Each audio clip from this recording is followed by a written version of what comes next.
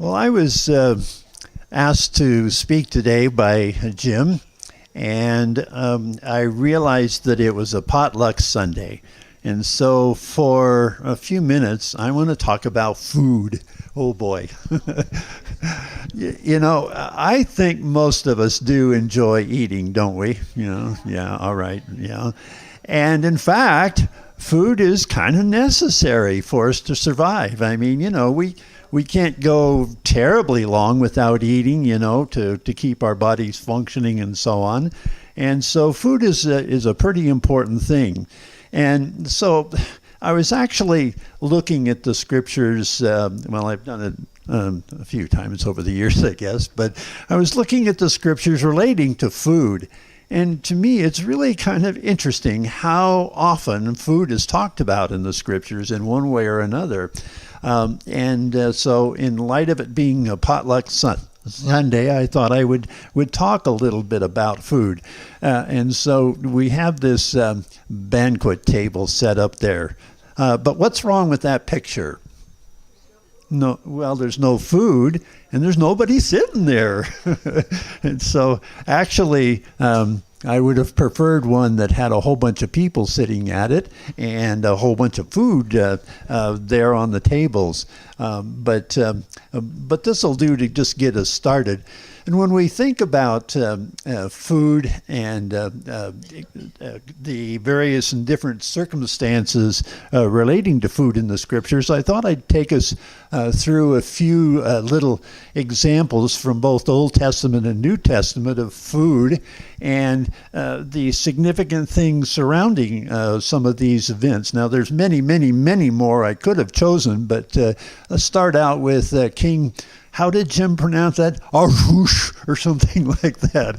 King Ahasuerus, as I would say, or Xerxes. What's significant about that is that he was king over a huge, huge, huge area, 127 provinces, it says in Esther. And he, on one occasion in his third year, it says, he wanted to show all of the leaders from all these different provinces and the people in the area all of the treasures, shall we say, of his kingdom. And he took 180 days to show him all of that. And then at the end of it, he had a big feast for 7 days. And if you know the story, a couple of things about it. One is that he wanted Queen Vashti to appear before all the people because she was so beautiful, and she refused. And so it made him really mad, and he talked to his advisors, and long story short, that was when Queen Esther became queen to replace Queen Vashti. And as she became queen, one of the very significant things, and God was at work there, of course, because she was able to approach the king and tell him about the plot that Haman had to destroy all the Jewish people. And how did she break that news to him? Well, she had another little banquet, I guess you could call it, for two people, Haman and the king. And so there was more food involved there, but that was when she told him what Haman's plot was and ultimately saved the Jewish people. So a pretty significant time for that. A second one that I've got listed up there is King Belshazzar. And if you remember the story, he was king in Babylon and had replaced his father or succeeded his father, maybe is a better way to put it. But he was a little bit of a arrogant guy, I guess you might say.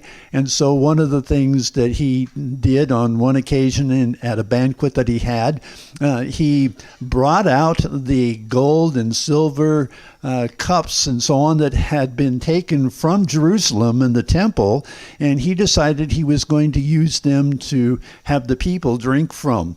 And as a result, something very significant happened. There was a hand appeared and a finger wrote on the wall. we have that phrase, the writing on the wall. Well, this was specifically, I think, from this scripture. And again, what happened was that part of the message was that he had been found wanting, that he wasn't being a very good king. And in fact, he was not only deposed, but the kingdom was overthrown that very day. And it was in connection with a banquet again. Another one that I had listed up there is the Israelites and their feast days. They had several key periods through the year where they would have feasts, and some of them were a day, but several of them were for a whole week. And one of the very first ones that the Israelites had was the Passover, the Feast of Unleavened Bread. And of course, we know the history about that and how significant it was that God told them to prepare a lamb and then the bread, and they were supposed to eat it at night, and they were supposed to put the blood of the lamb on the doorpost so that the death angel would pass over them. And a very, very specific feast that they were to have with some prescribed directions for it. And that feast, of course, became not only significant for the Israelites as they went through the wilderness, but into the promised land, and it's still being celebrated today. So a very important meal, food-related sort of thing. Another one, this one wasn't a banquet, and it was a very small number of people involved, but remember Abraham hosting the angels that came and just prior to the destruction of Sodom and Gomorrah? Well, he prepared food for them, and they ate with him and then told him what was going to happen. And so another very significant food moment with a history that was very important. And then I have Jacob feeding his father Isaac before his blessing. Well, the history behind that briefly is that Esau was the one that was supposed to get the blessing, and he was gone out to get game and bring it back to his father. And then Jacob and his mother, particularly his mother, had a plot that he should get the blessing, Jacob should get the blessing, and so that happened. But we know that the blessing that was given to Jacob had significance way down through history too. So a very significant food moment again. I've got another one on there of Job's sons and their birthdays. If you read Job, you see that the sons, every time that one of them had a birthday, they'd get together for a big feast. And Job was okay with them doing that, but he was concerned what else they might do, and so he would pray for them, that they might have done anything wrong. Well, that's just a very few of the Old Testament ones. Another one that I didn't have written down up here, but I thought I would mention is the manna. Remember when the Israelites were in the wilderness, God provided food in the form of manna, and he also sent quail on a couple of occasions. But that food was so important to sustain them as they were out there wandering, or not wandering, but in the wilderness as they came from Egypt and were heading toward the promised land. Okay, we have then in the New Testament several ones that I had down as well. One that I had was Herod's birthday. He had a birthday, and so he had a feast, and as he had the feast, Salome, Herodias' daughter, came and danced for him, and he was so pleased that he said, "I'll give you anything you want, even up to half the kingdom." And so Herodias, of course, had not liked John the Baptist at all, and because he had been critical of her relationship. And so, long story short, that was when John the Baptist got beheaded. What a way to end a banquet, to have somebody beheaded and their head brought on a platter. Even the thought of that is pretty gruesome, but it happened. And then another banquet that happened was, remember, Levi was called by Jesus to be one of the apostles, one of the 12, and he was a tax collector. But when he got called, he said, I'm going to throw a banquet for all of my fellow tax collectors and some others, and Jesus is going to be there, and he's going to have a chance to talk with them all. And so there's another banquet that happened that was a significant thing. And then, of course, we know about Jesus feeding the 5,000 and the 4,000 in Matthew 14 and 15.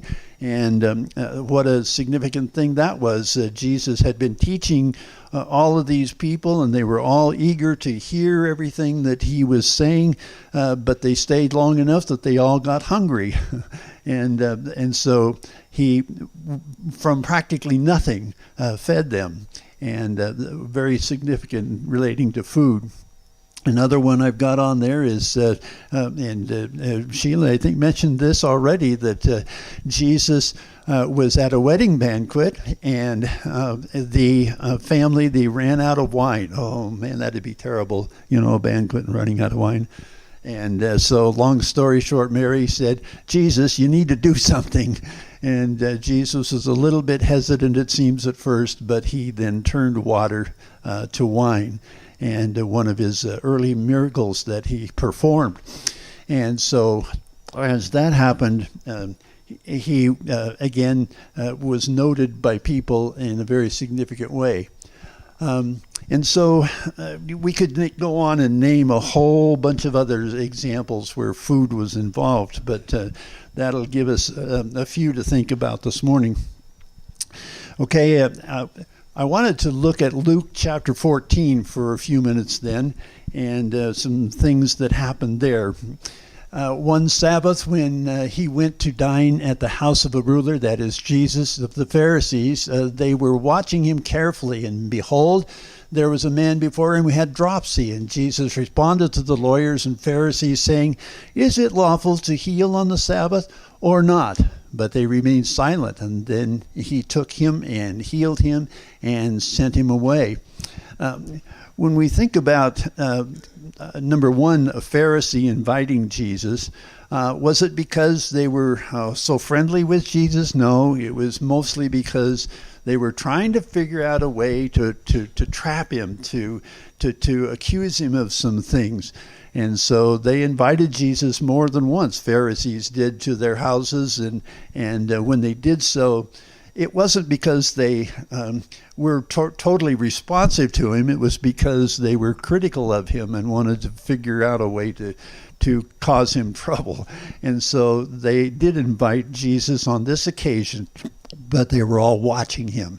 Who all they are, I don't know for sure, but apparently it was quite a number of people there, and they were watching him. They were trying to figure out what they could see him do that wasn't right. Well, Jesus, in being there, I don't know for sure why he even accepted the invitation, except for Jesus often accepted invitations to circumstances like this, where he could, just make himself known better, that he could show people more and more who he really was and what he was all about, and maybe give some correction as to what their thinking was and so on. So he was there, and that's a little bit surprising. But as he was there, a couple of things I think are interesting. What was the Jewish attitude toward eating on the Sabbath? Do you remember any of the details? Well, one was that they really weren't supposed to cook on the Sabbath. They weren't supposed to do that. They were supposed to make all their preparations ahead of time, and so they weren't supposed to cook on the Sabbath. So I don't know for sure what all the meal included, but apparently it was like a cold lunch, if they were following the rules. I don't know. By the way, do you know about the Mishnah? The Mishnah records all kinds of different things about Jewish traditions and practices, and one of the things that the Mishnah talks about is what you could and couldn't do on the Sabbath, right? And there's at least 39 things that are in the Mishnah that are talking about that. Most of them had to do or was related to work. You weren't supposed to work on the Sabbath. You weren't supposed to carry anything. You weren't supposed to go more than a certain distance, and a whole bunch of other regulations. But part of it was that you weren't supposed to cook a meal, that you were supposed to have that done ahead of time. So there are all these different rules. And as Jesus was at this place, there was a meal prepared, and what all involved, we're not 100% sure or clear on. But as he was there, one of the things that was also the case is that there was a man before him who had dropsy. And I wondered about that a little bit, and I did some thinking, and I realized that when people had banquets and so on, it seems like many times it would have been in their court area of the house, and that would have been open enough so that people could see what was going on. Now, I doubt very much if this man with dropsy had been invited. I don't think he had been invited, but he was there and watching, apparently, what all was going on. It seemed that this happened more than once. In the previous chapter of Luke, we have the woman who comes and, in fact, is so appreciative of what Jesus is offering that she is crying, and she cries over Jesus' feet and then wipes his feet with her hair. Because she was appreciative. In fact, at the same time, Jesus said to the one who had invited him, well, I came in and you didn't even give me water to wash my feet, and you didn't do any of the courtesies that normally are done. And so this woman had appreciated that. And so apparently that when people had banquets or meals like that there could be observers, shall we say, that would be there, which is interesting. And so Jesus, as he sees this man there, he says to the lawyers and the Pharisees, is it lawful to heal on the Sabbath or not? And so when we hear him say that, he had already done this. He had already healed somebody on the Sabbath before. And so he's challenging them. He says, is it okay? Is it okay to do that? And as they weren't able to say anything. It says they remained silent. It's interesting when you go through scriptures and Jesus interacting with people, how many times he would ask a question and they didn't say a word. They were silent. And when we think about that, why? It's because what he was saying, what he was asking, is in fact a valid question, but they didn't have good answers because they were doing something contrary to what God's plan and so on. So they remained silent, and Jesus, just to make a point, took the man and healed him and sent him away. I'm sure the man was pretty thankful. Oh, by the way, dropsy, in case you were wondering, I had to look it up too. I wasn't 100% sure what that meant, but it seems like it was a swelling that was in the body, probably something like edema, if you know about that. And not a very pleasant thing, but that seems to be what the man had. So he healed him and he sent him away. And so to the people that were there, he said, which of you, having a son or an ox has fallen into a well on the Sabbath day, will not immediately pull him out? And they couldn't reply to these things either. When we think of an oxen or a son and they're falling into a pit or a well, well, of course you would pull them out. I mean, that's the sensible thing to do. It's the responsible thing to do. It's the caring thing to do.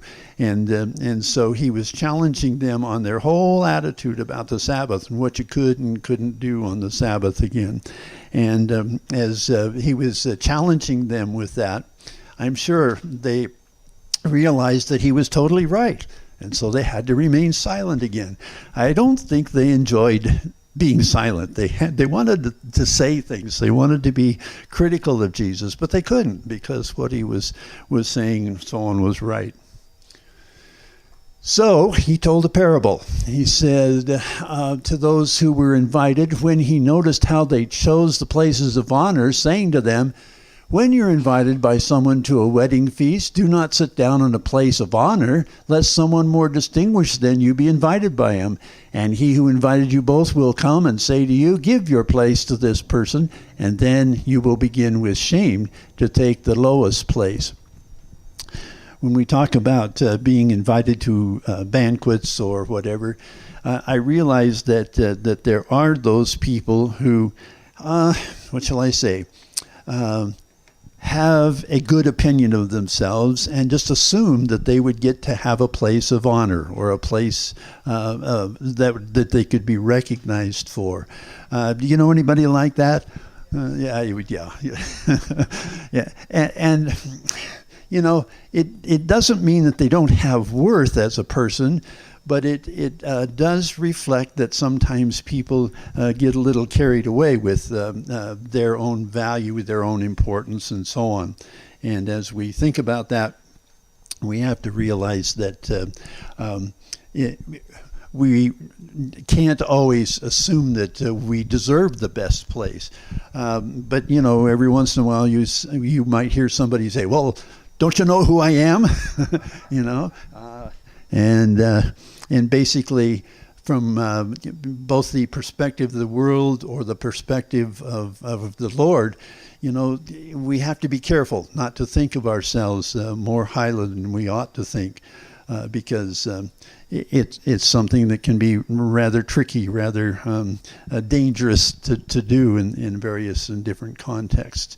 So on this occasion, he's challenging them, and he says, when you invite somebody to a feast, when you are invited to a feast, don't immediately go and take the best seat in the house.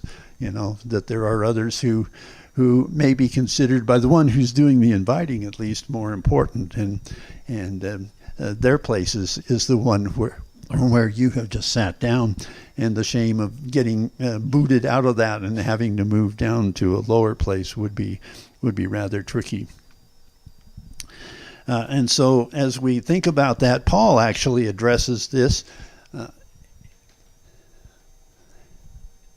Well, let me finish this part. But when you are invited, go and sit in the lowest place, so that when your host comes, he may say to you, friend, move up higher, then you will be honored in the presence of all who sit at table. For everyone who exalts himself will be humbled, and he who humbles himself will be exalted. Paul addresses this in Romans chapter 12. He says, for by the grace given to me, I say to everyone among you not to think of himself more highly than he ought to think, but to think with sober judgment, each according to the measure of faith that God has assigned. It's interesting that Paul addresses this, and I can't help but remember who Paul was before he became a Christian, before he was serving Jesus. And do you remember? He was actually a Pharisee of the Pharisees, he described himself as. He was among the elite of the Pharisees. And he not only had a high position of status among them, but he really was using that as a way to persecute Christians. And then, of course, God humbled him and brought him to his knees, so to speak, blinded him, and he became a believer then. And as he became a believer, one of the things that I think he realized and learned is that he had to be a whole lot more humble than he had been. And so as the Lord helped him to see that, and even though he became an apostle, so to speak, he says, I'm the least of the apostles. I'm basically a nobody, you know. But it's God who works in me that's the significant thing. And so we can appreciate that.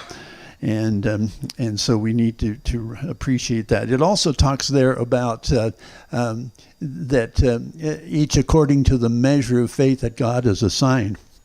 When we think of faith and when we think of the other gifts of the Spirit that God gives us, there's something that God gives us. There's something that as we receive those things from Him, we can be instruments in His hands for a witness and for service and so on. But it's not because of who we are. It's not because of our own goodness. It's not because of how effective we've been even in our faith and growing in our faith. It's what God has given to us that we can appreciate. And so we need to recognize that and be humble before God and submit to Him. Jesus actually had trouble with this and with His disciples a little bit. In Matthew chapter 20, where two of Jesus' disciples thought that they deserved to sit at Jesus' right hand or his left hand in his coming kingdom. And so, I don't know for sure why they thought that they deserved that or were worthy of that, so to speak. But Jesus said, it's not for you to know who's going to sit at my right or left hand. And when the others heard about it, they were rather indignant and didn't like that at all, that they had done this.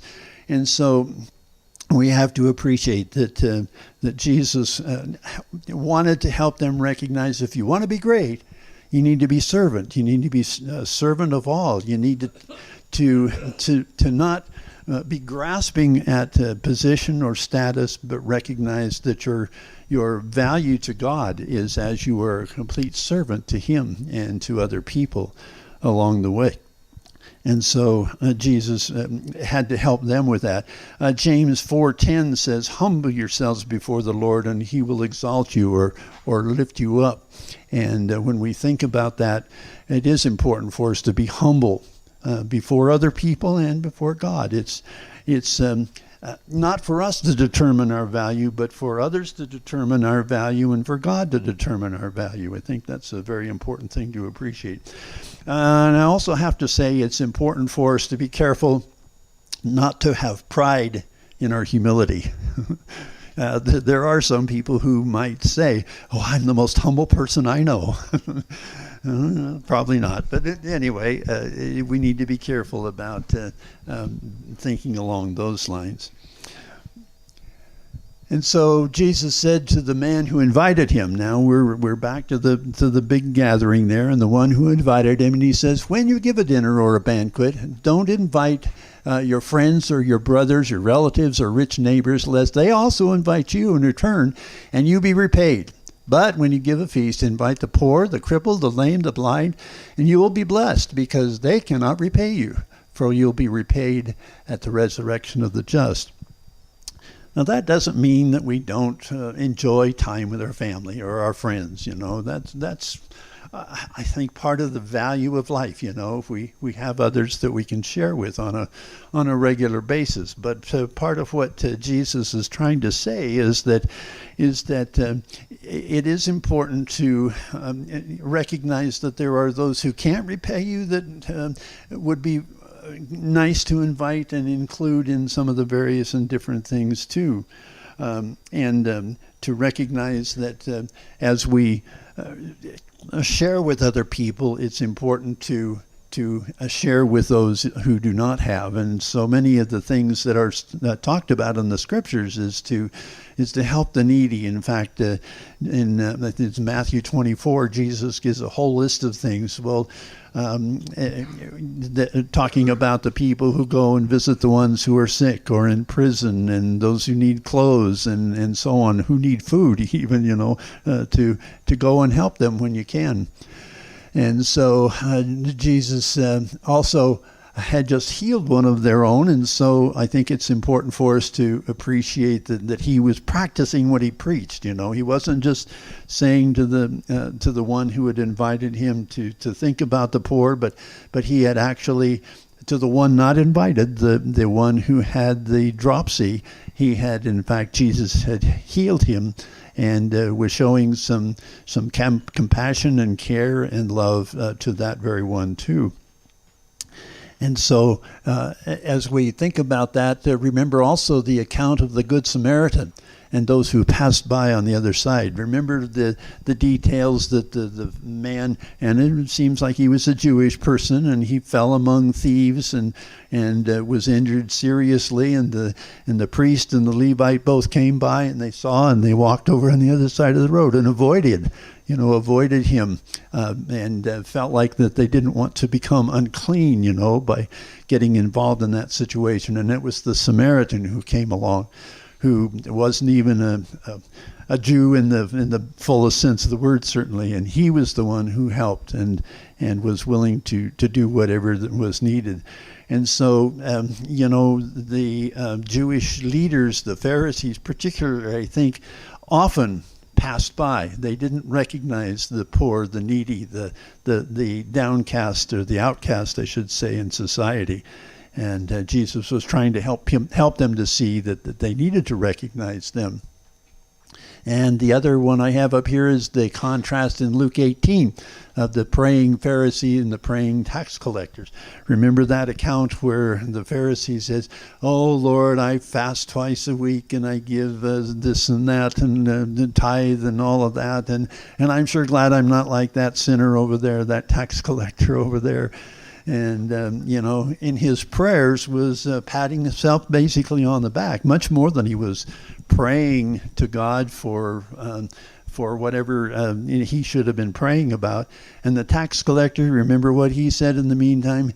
"God, be merciful to me, a sinner." He recognized who he was. He was humble before God. He knew that his life was far from perfect, and he was willing to pray and ask for God's mercy and grace in that circumstance. So having heard all of this, one of those sitting at table, reclining at table with Jesus, heard these things and said to him, "Blessed is everyone who will eat bread in the kingdom of God." Well, what was this guy thinking about, do you think? Well, I think one of the realizations is that he, in fact, was saying something that's right. Blessed are those who get to eat of the bread of life in the kingdom of God. Certainly there's not a thing wrong with that. But who are the ones who get to be in the kingdom? Who are the ones who get to eat that bread? What was the Jewish attitude? I think the Jewish attitude basically was that they were special. They were the chosen people of God, right? They were the ones who God had specifically called to be his people. And particularly the Pharisees, who knew the law so well and who, from their perspective, had it all together. I think they felt like they were the ones who were going to get to the kingdom, that they were going to get to the Messianic banquet. And they were looking forward to that. But I have a feeling we're not necessarily understanding from God's perspective how it was all going to come down. And so what was this man thinking about? I think he was feeling that he was one that would have been included, and that he was going to be there. And he maybe was going to be one that was going to be there. But that's God's determination, isn't it? Not ours. And particularly if we're a little too proud, it may get us into some trouble along the way too. And so he said to this man who was saying these things, "A man once gave a great banquet and invited many. And at the time for the banquet, he sent his servant to say to those who had been invited, 'Come, for everything is now ready.' But they all alike began to make excuses." It's a little different in a way now, but not entirely. When we talk about the example that Jesus is giving, is that somebody's giving a great banquet and inviting many. There are reservations that we make all the time. When we go camping, sometimes we have to make reservations at the place we want to go to, and it's so that we are sure that we have a place when we get there. So in those days, it seems like there would be invitations that would be given well in advance. But then when it came to the very day of the banquet, when everything was ready, that the servants would go out again and say, "Okay, it's time. We're going to start at 6 o'clock or whatever it is, and that they would all then be able to come on that day." And certainly we want to appreciate that not everything is always ready quite in the time we might think of. But the first said to him, "I have bought a field, and I must go out and see it. Please have me excused." And another said, "I have bought 5 yoke of oxen, and I go to examine them. Please have me excused." And another said, "I've married a wife, and therefore I cannot come." What's wrong with those excuses? Well, in the first place, if you bought a field, you probably wouldn't buy the field if you hadn't already looked at it. Well, maybe sometimes you would, but mostly you would have already looked at it, and you could put off going back to see it for another day or so, I would say. And the same thing for a yoke of oxen. Obviously, for the people there, a yoke of oxen would be very important for doing the work, on a farm or whatever. But again, you probably would have looked at them before you went and bought them, so you wouldn't have to go see them on that day or that particular moment. And of course, the last one, well, sure, getting married and having a wife is so very important and precious and valuable. But again, I think to take a day to go to a banquet that you've been invited to would still be okay, don't you think? Most of the time, I think it would be okay. So the excuses, and to miss out on something big or something important or something significant would be a problem. And so when we think of God's invitation to the kingdom and the things that he's offering to us, it seems very important that we not only accept his invitation initially, but be ready to go when the time comes for the actual coming of the kingdom. I think this is what this parable is all about for Jesus, is to help people to realize that we may not know the day or the hour, but when the time comes, to have been ready and eager to go to the kingdom when the invitation is there. I wondered if there are some similarities to what happened when Noah was building the ark. When Noah started building the ark, and depending on how you consider it, it took a while for sure. And some think of it as being 100 years to build it. I don't know for sure whether it was that long. I mean, it talks about 100 years from the time Noah got the message and the time that he got on the ark. But regardless, the people obviously were corrupt and not paying attention to what God wanted them to be and to do. And so the thought is that most people were just laughing at Noah building an ark out there in the middle of wherever, no water around and so on. But certainly when the flood came, they weren't in tune with God, and therefore they didn't get to come on the ark. Sodom and Gomorrah I also have up there, and remember that when the angels did go down to destroy it, Abraham was in fact kind of saying to God, well, if there are 50 good people, would you still destroy the city? And he kept going down in terms of numbers. But when the angels got there to Sodom and Gomorrah, remember, they told Lot, well, go out and tell anybody that you're related to come and to avoid what's going to happen here.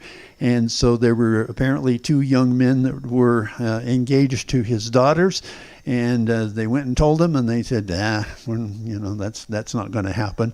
And it did happen. And so they weren't included, and they weren't spared in that context. And we could talk about Revelation too. The guys, we're going to study Revelation here in the fall sometime.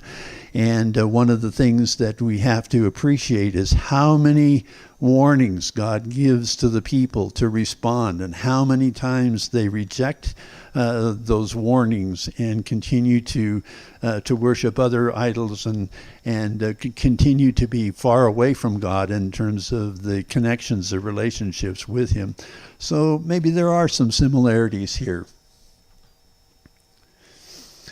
So the servant came and reported these things to his master. Then the master of the house became angry and said this to his servant, go out quickly to the streets and the lanes of the city and bring in the poor and the crippled and the blind and the lame. And the servant said, sir, what you've commanded has already been done, and still there is room.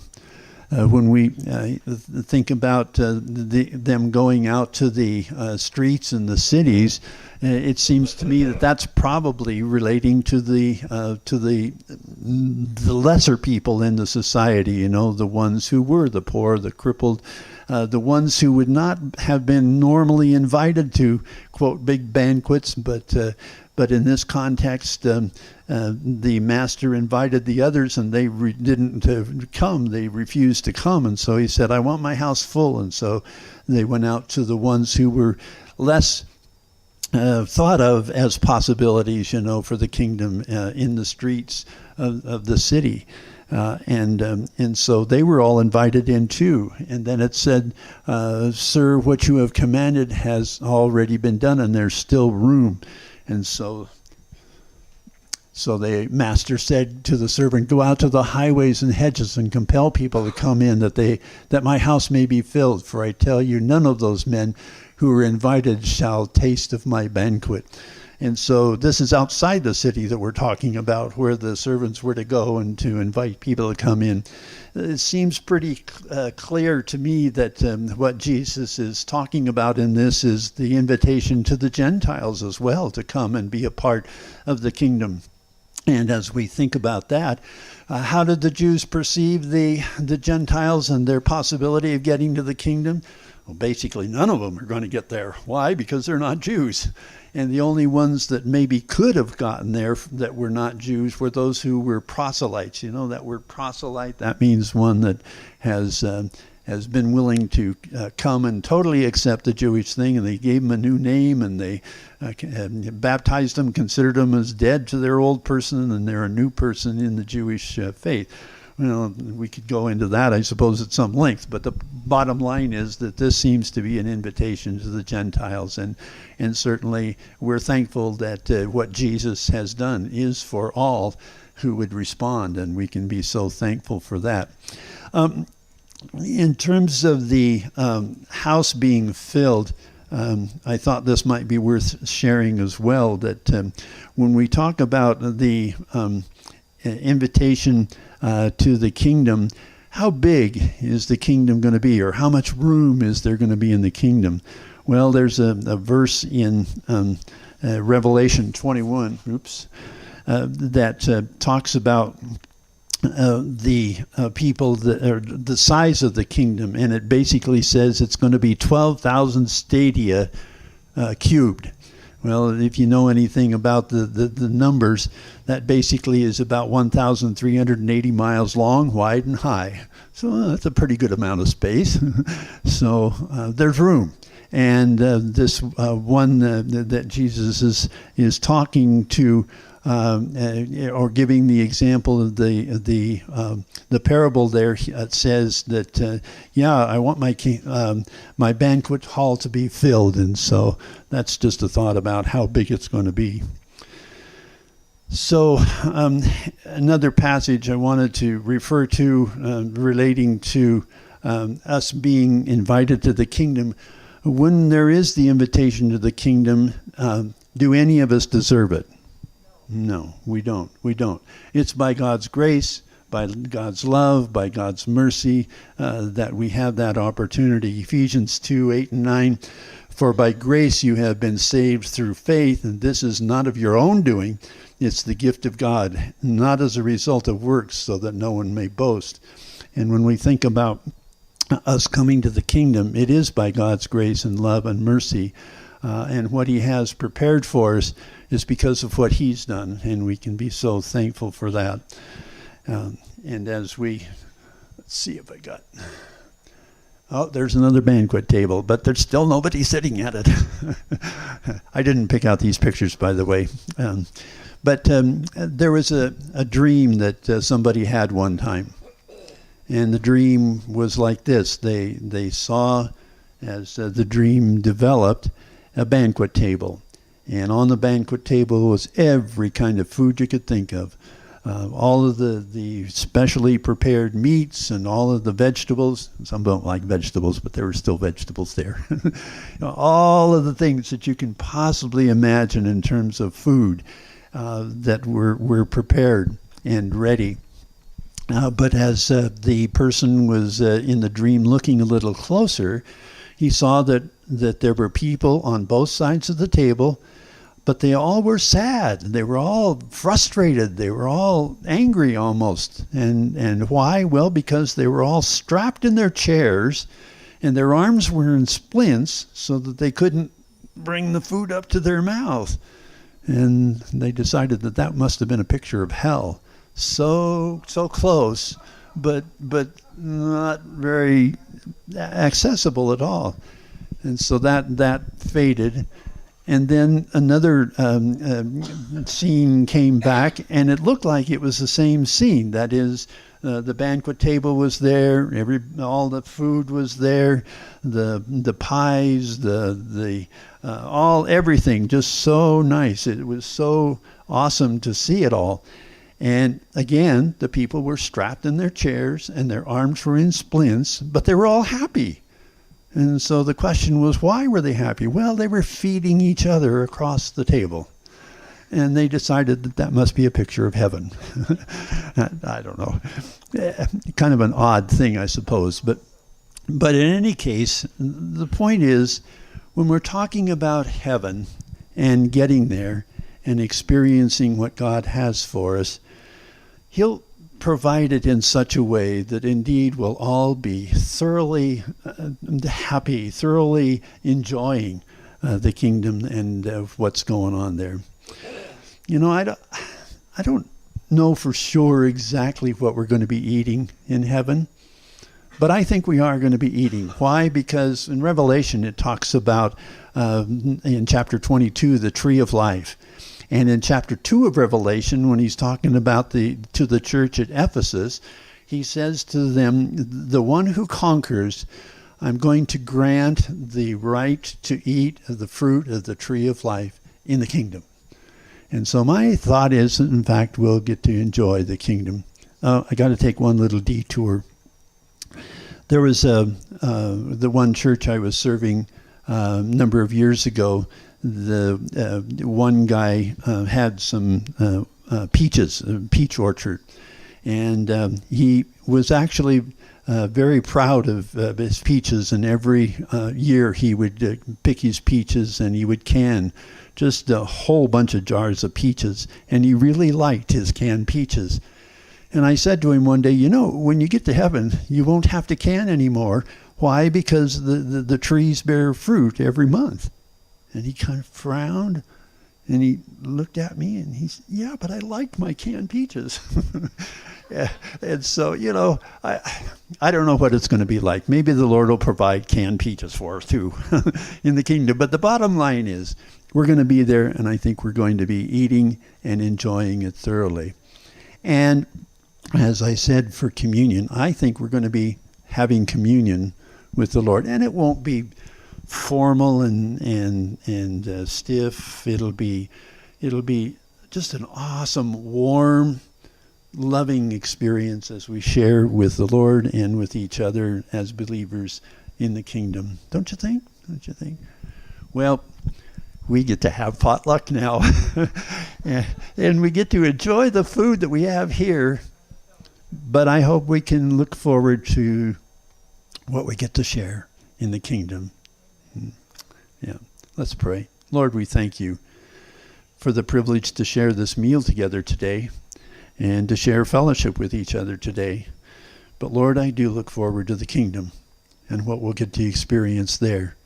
I do look forward to all that you will provide for us. And above all, I just look forward to being with you and with the fellow believers. Help us, Lord, to recognize that you have put us in a great position to experience the Messianic banquet. And we thank you so much for that. In Jesus' name, amen.